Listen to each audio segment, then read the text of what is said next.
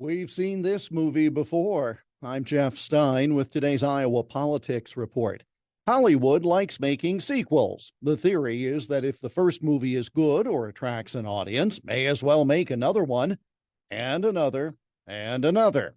The risk is if the sequel does not live up to the standard of the original. In Hollywood, if a sequel is horrible but still draws a decent audience, it's still more profitable than a totally original film would be. While you can probably cite examples of film franchises that merited 2, 3, or more films, how many more can you name where the original was pretty good but the sequel was horrible? Grease 2 and Dirty Dancing 2 immediately come to mind, but there are others. And that brings us to the 2024 presidential election and more from the NBC poll that was released this past Sunday. We talked about this a bit yesterday. The voting public apparently is really not interested in another Trump-Biden matchup. 70% of American voters surveyed said Biden should not run for a second term. And when broken down by political party, even a majority of Democrats are against him running again. 51% of voters in his own party say Biden should stand aside.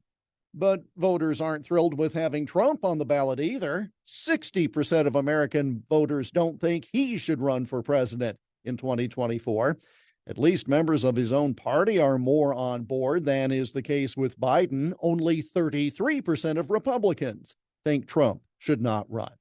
So while the situation is worse for Biden, it's clear Americans want some new candidates and don't want either Biden or Trump to make another run. At this point, the NBC poll notes that only 41% of registered voters would cast a ballot for Biden if the election were held today.